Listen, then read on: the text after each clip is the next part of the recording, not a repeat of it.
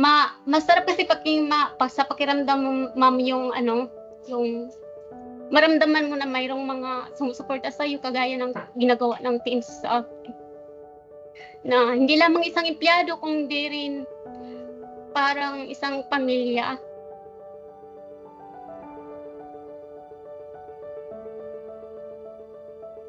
Ako po si Evangeline Hedy Panimugan. 7 years na nagtrabaho dito sa TMC bilang isang TMC Information Technology Support. Ginagawa ko po dito araw-araw. Nagdi-daily routine po ako dito every morning. Then, chine-check ko yung mga end users sa kanilang mga computer kung ano yung mga concern nila sa amin. At yun po, ina-assist ko sila kung ano ang kanilang pinapa-assist sa akin. Bago po ako napunta dito sa TMC, scholar muna po ako dito sa kumpanya.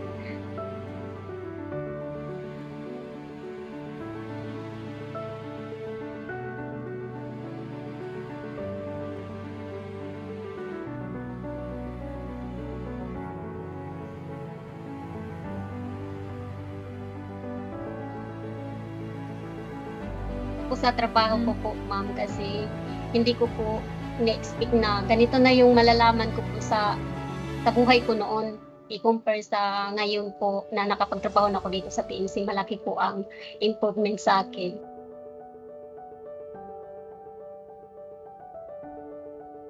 Na-hospital po ako dahil nagkaroon ako ng ectopic pregnancy at naoperahan po ako.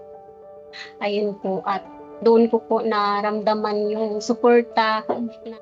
Masarap kasi sa pakiramdam mo, ma'am, yung yung maramdaman mo na mayroong mga sumusuporta sa'yo kagaya ng ginagawa ng team sa akin. Na hindi lamang isang empleyado kundi rin parang isang pamilya.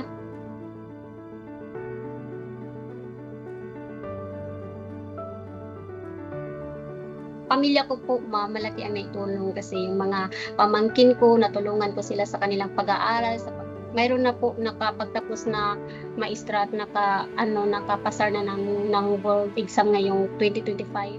Iniidolo po nila ako, ma'am, kasi kahit na mahirap kasi yung buhay ko noon, na nagsusumika pa rin po mag-aral. Tapos yun po ang ginagawa nilang inspiration na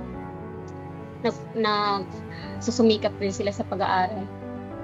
Malaki po ang pagpapasalamat ko dito sa TMC kasi po kung wala po ang TMC, hindi po ako makapagtapos sa pag-aaral kasi mahirap talaga yung katulad namin na makapag-aral.